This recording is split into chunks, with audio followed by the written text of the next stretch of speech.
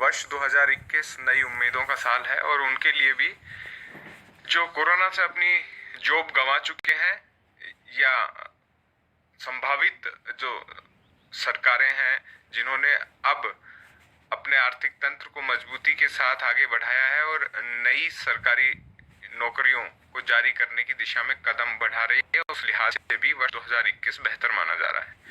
अब बात करते हैं ऊर्जा विभाग की।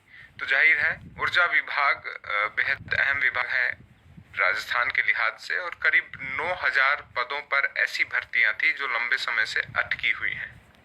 यह अटकी हुई भर्तियां अब आगे बढ़ने की उम्मीद में है।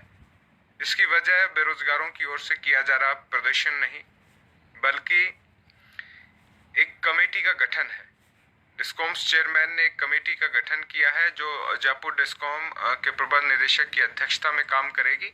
इनमें 5 बिजली कंपनियों में संभावित रोजगार अवसरों पर जो संभावनाएं हैं उनको लेकर एक कैलेंडर तैयार किया जाएगा जो आगामी 3 वर्ष की दिशा तय करेगा। यानी कि वर्तमान सरकार के भी 3 वर्ष शेष हैं और अगले 3 वर्षों में ऊर्जा विभाग में किन किन पदों पर भर्ती होनी है, कैसे कैसे होनी है, ईयर वाइज उनका एक खाका तैयार किया जा रहा है जो बेरोजगारों के लिए सहूलियत के हिसाब से उनकी तैयारी के लिहाज से बेहतर माना जा सकता है। एक सप्ताह में जो कमेटी है रिपोर्ट देगी, यानी कि अगले सप्ताह मंगलवार बुधवार तक कमेटी की रिपोर्ट आनी प्रस्तावित है। इनमें जयपुर डिस्कॉम, अजमेर डिस्कॉम और जोधपुर डिस्कॉम के साथ साथ प्रसारण निगम के सचिव प्रशासन को लिया गया है। साथ ही उत्पादन निगम के अधिकारियों को भी लिया गया है।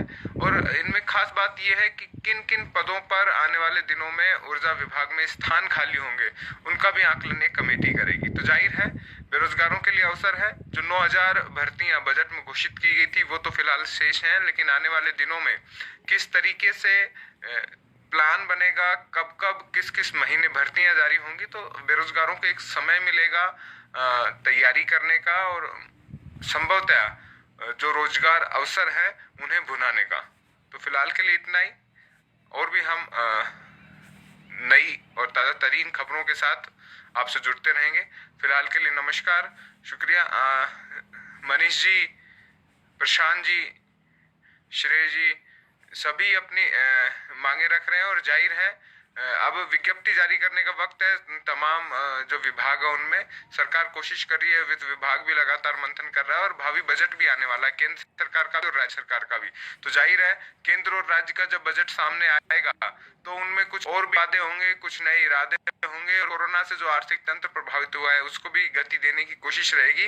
तो जाहिर है किशन जी धन्यवाद आपका, धर्मेंद्र सिंह जी, किशन जी सभी को नमस्कार। और जाहिर है जब तमाम बेरोजगारों की उम्मीदें हैं तो उनको पूरा करने की दिशा में अब कदम भी बढ़ने वाले हैं। तो एक कमेटी की 1 सप्ताह बाद रिपोर्ट आएगी तो फिर आपके सामने होंगे कि कमेटी ने किन किन सुझावों को माना है, किन्हें अप्रूवल दी है और भावी संभावनाएं ऊर्जा विभाग में सरकारी तौर पर रोजगार के लिहाज से क्या है। क्योंकि ऊर्जा विभाग पर लगातार इन दिनों आरोप भी लगते रहे हैं कि वो निजीकरण को बढ़ावा दे रही है, चाहे जीएसएस हो या अन्य जो गतिविधियां उन्हें ठेके पर देने की प्रक्रिया तेजी से बढ़ रही है। तो ऐसे में जब सरकारी भर्तियों को निकालने का प्लान सामने होगा तो जाहिर है फायदा सीधा सीधा बेरोजगारों को होगा और उन लाखों युवाओं का होगा जो तैयारी कर रहे हैं आगामी सरकारी नौकरी के लिहाज से।